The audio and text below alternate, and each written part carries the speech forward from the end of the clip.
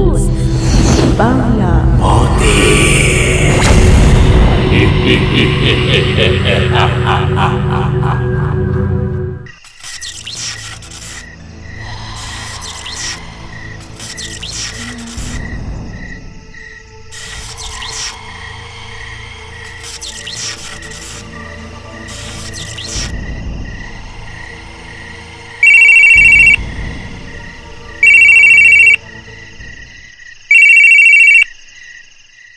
কি ব্যাপার, তুমি বাড়িতে আসবা না? আটা আনতে পাঠাইলাম তোমাকে সেই সন্ধেবেলা, এখন বাজে রাত 9টা। চায়ের দোকানে বসে কি গল্পে মজে গেছো নাকি? আমি একটু অন্য জায়গায় আছি, তুমি গ্রামের দোকান থেকে আটা কিনে নাও, আমার দেরি হবে। ওরে বাবা, খুব কাজের লোক তুমি। ঘরে একটু আটা কিনে দিয়ে যাবা, সেইটুকুও করতে পারলা না, ঘুরতে চলে গেছো। পারবা না তো আগেই বলতে পারতা, আমি এতক্ষণে আটা এনে রুটি করা হয়ে যেত। যত সব, একটা কাজ যদি ওনারে দিয়ে করানো যায়, মুখে শুধু বড় বড় কথা, কাজের বেলায় কিছু নাই। এখন আটা এনে রুটি বানাতে কত রাত হয়ে যাবে।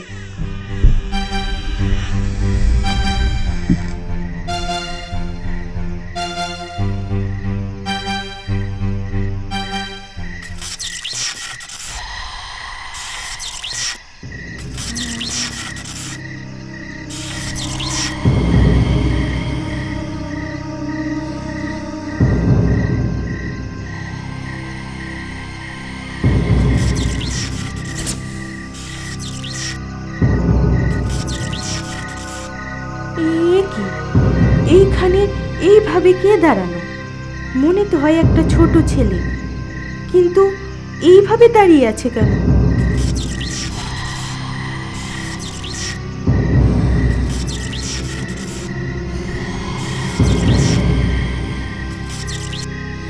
এই কে রে তুই? এই দিকে আয়। এই ছেলে, কে তুই?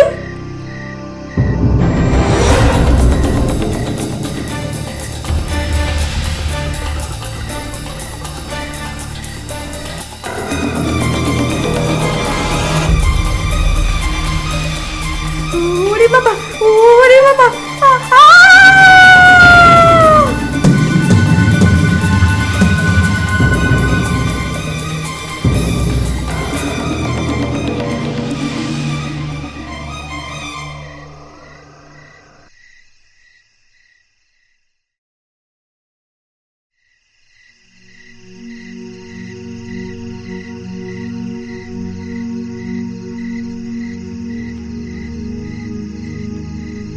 আজকের গল্পটি একটি সত্য ঘটনা অবলম্বনে তৈরি। ঘটনাটি পাঠিয়েছেন বিশ্বনাথ ঘোষ। ঘটনাস্থান রঘুনাথপুর গ্রাম, শান্তিপুর, নদিয়া। এই রঘুনাথপুর গ্রামের ঘরবাড়িগুলো অনেক দূরে দূরে, ঘনবসতি না। যেমন এই জায়গাটায় মাত্র 3টে ঘর রয়েছে, বাকি ফাঁকা জায়গা। আবার কিছুটা দূরে কিছু ঘর। এই 3টে ঘরের মধ্যে 2টো ঘরেই মানুষ থাকে, বাকি একটা ঘর বছর 2 হলো কেউ থাকে না। যে 2টো ঘরে মানুষজন থাকে তারা গোপাল এবং নরেন, সঙ্গে তাদের স্ত্রী। বেশ কিছুদিন ধরেই একটি সমস্যার সম্মুখীন হচ্ছেন তারা।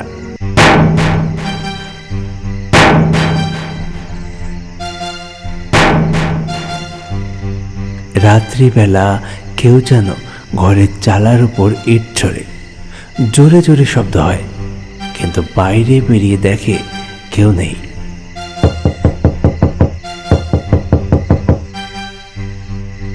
কখনো মধ্যরাতে দরজা ধাক্কানোর শব্দ। একেতেই ফাঁকা জায়গায় ঘর, সেখানে যদি মধ্যরাতে কোনো মানুষের কণ্ঠস্বর ছাড়া শুধু দরজা ধাক্কানোর শব্দ হয়, তবে স্বাভাবিকভাবে সবাই ভয় পেয়ে যাবে। তাদের ক্ষেত্রেও ঠিক তাই হয়েছিল। তারা ভয় পায়, তবে সাহস করে বাইরে বেরোলে দেখা যায় কেউ নেই। এই সমস্যা নিয়ে তারা খুব চিন্তার মধ্যে রয়েছে।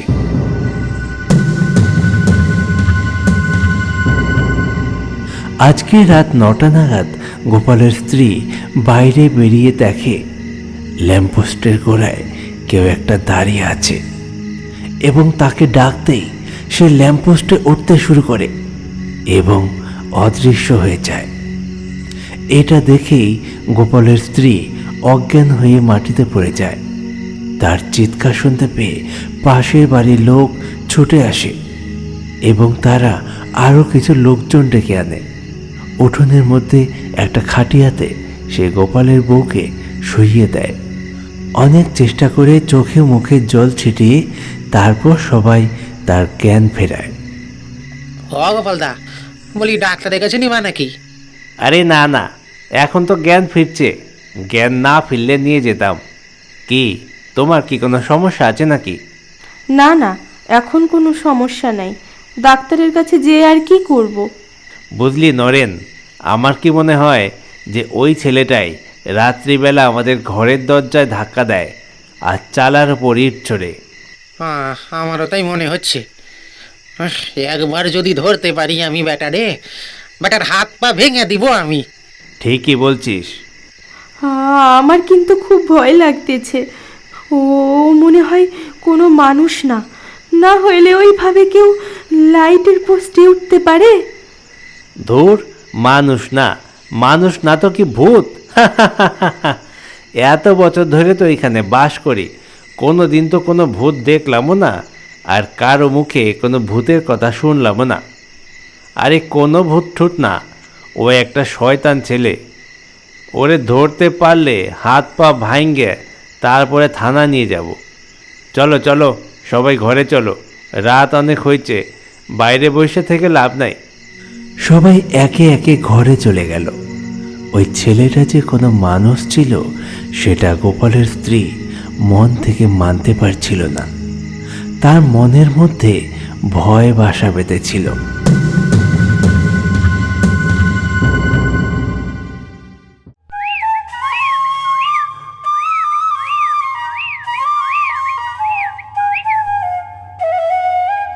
হেই হেই হেই, চল চল চল, হট হট হট, হেই হট হট, চল চল চল চল চল, হট হট, হেই হট হট হট।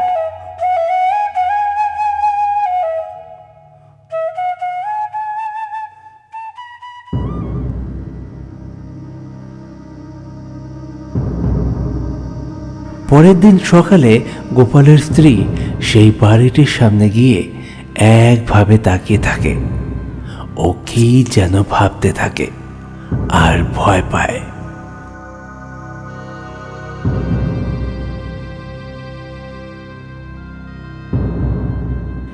এটি সেই বাড়ি যে বাড়িতে বিগত 2 বছর ধরে কেউ থাকে না।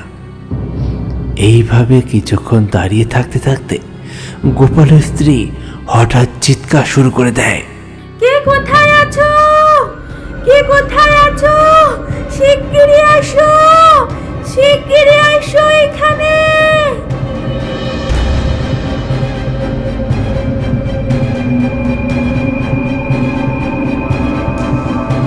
সঙ্গে সঙ্গে গোপাল ও পাশের বাড়ির লোকজন ছুটে আসে। আরে আরে, কি হয়েছে, কি হয়েছে? চিৎকার করছো কেন? হ্যাঁ, কি কি হয়েছে? ও ওই দেখো, ওই দেখো, ঘরের দরজা খোলা। এই ঘরের দরজা কি খোলা ছিল? লাস্ট 2 বছর ধরে তো দরজা বন্ধই ছিল, সেটা খুললো কি করে?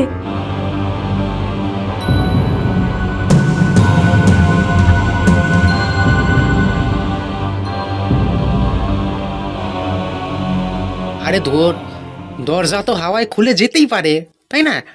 হয়তো জোরে হাওয়া দিছিল। অনেক দিন ধরে দরজাটা বন্ধ হয়ে পড়েছিল, তো নাট বল্টুগুলা নিশ্চয়ই জং ধরে গেছে। হ্যাঁ হ্যাঁ, তাই তো। এই নিয়ে শুধু শুধু এমন চিৎকার করার কি আছে? এমনভাবে চিৎকার করলাম মনে হয় কি যেন হয়ে গেছে একবারে। আমার কি মনে হয় গোপালদা, বৌদি ভয় পেয়েছে। তুমি ওনারে একটু ঠাকুর বাড়িতে নিয়ে গিয়ে ঝাড়িয়ে আনো, হ্যাঁ, সব ঠিক হয়ে যাবে, দেখবে। হ্যাঁ রে, তাই যেতে হবে। দেখি কালকে নিয়ে যাব। আজকে আমার একটু রানাঘাট যেতে হবে, কিছু মালপত্র আনার আছে তো। চলো চলো, ঘরে চলো, খেতে দাও, বেরোবো।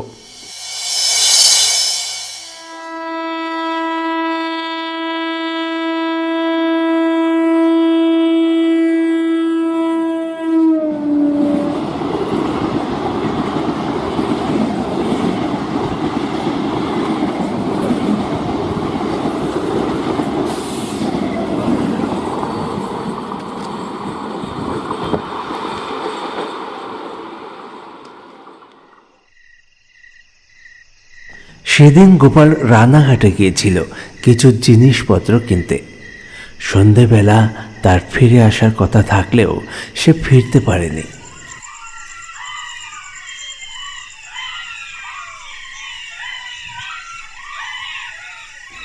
এখন সে ফিরছে, রাত প্রায় 10:30 বাজে। এমনিতেই এই এলাকায় বেশি ঘর বাড়ি নেই, রাস্তাঘাট একেবারেই ফাঁকা। সেই ফাঁকা রাস্তায় অন্ধকারের মধ্যে গোপাল বড় রাস্তার মোড় থেকে হেঁটে আসছে।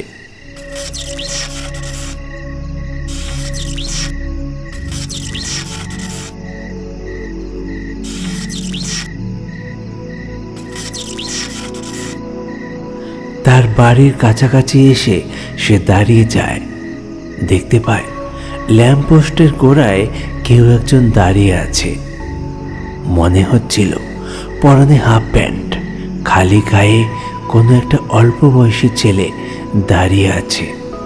গোপাল ভাবল এটাই সেই ছেলে যে রাত্রিবেলা ইট ছুঁড়ে মারে, দরজা ধাক্কায় এবং গতকাল রাত্রে তার স্ত্রী এই ছেলেটিকে দেখেই ভয় পেয়েছিল। এই কে রে এখানে? এখানে কে? তুই রাত্রিবেলা ঘরের চালা ইট মারিস না?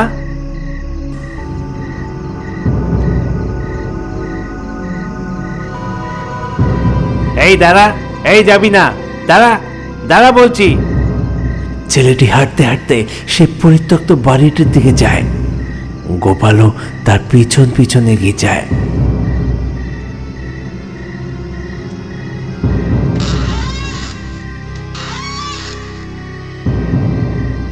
যে দেখতে পায় ঘরের দরজাটা একবার বন্ধ হচ্ছে, একবার খুলছে, কোথাও কোনো হাওয়া নেই, অথচ ঘরের দরজা এভাবে নড়ছে কি করে? আর সেই ছেলেটাকেও তো দেখতে পাচ্ছে না। এত তাড়াতাড়ি ছেলেটা কোথায় উধাও হয়ে গেল?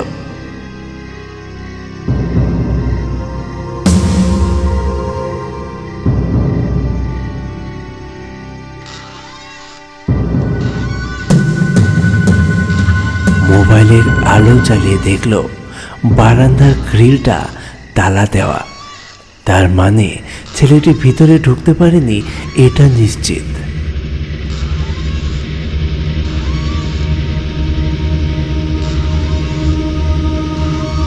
তাহলে দরজা কিভাবে নড়ছে? ভয়ে গোপাল ঘামতে শুরু করেছে। ভয়ে ভয়ে চিৎকার করে বলে, এই কে কে কে কে রে তুই? কে? দরজা নাড়াচ্ছিস কে?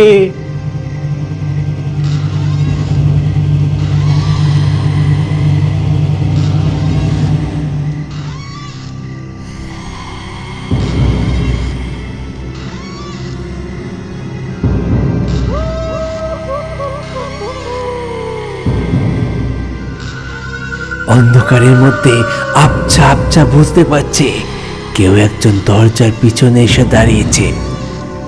খুব সম্ভবত সেই ছেলেটাই। অন্ধকারে সবকিছু ভালো বুঝতে না পারলেও তার চোখ দুটো ভালোই বোঝা যাচ্ছিল, লাল টকটকে অগ্নিপিণ্ডের মতো জ্বলজ্বল করছে।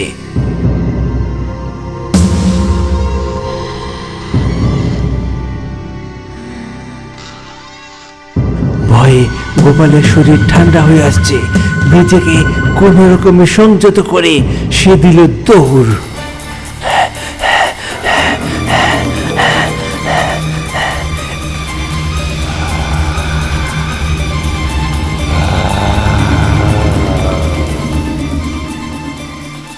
এক দৌড়ে সে ঘরে চলে যায়, যে তার স্ত্রীকে সব ঘটনা বলে। তার স্ত্রী সবকিছু শুনে বলে, আমি তোমারে আগেই বলছিলাম ওইটা মানুষ না। এবার বিশ্বাস হইল তো? এইবার কি হবে গো আমাদের? আমরা কি এইখানে থাকতে পারবো না? দাঁড়াও দেখি কালকে সকালে কি করা যায়। সেই রাত্রেই গোপালের প্রচণ্ড জ্বর আসে। রাত্রে জ্বরের ওষুধ খেয়েছে, কিন্তু জ্বর বিন্দু মাত্র কমেনি। ভয়ে যে তার শরীরে জ্বর এসেছে সেটা সে বুঝতে পেরেছিল।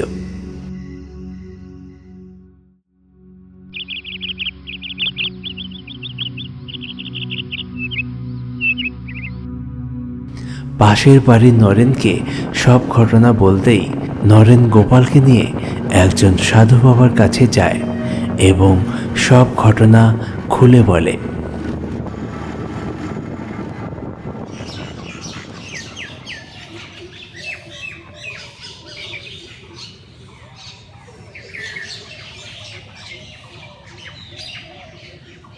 ওম তৎ সৎ। আচ্ছা, আমাকে তোরা বলতো, ওই বাড়িতে কি কোনো দুর্ঘটনা ঘটেছিল? মানে কেউ মারা ঠারা গেছিল? হ্যাঁ বাবা, ওই বাড়ির ছেলে, বাড়ির সামনে যে ল্যাম্পপোস্টখানা আছে, ওই ল্যাম্পপোস্টে কারেন্ট শর্ট লেগে মারা গেছিল। তো সে তো প্রায় 2.5 বছর আগের কথা। তার কিছু মাস পরেই ওই বাড়ির লোকজন সবাই বাড়ি ছেড়ে চলে যায় অন্যত্র।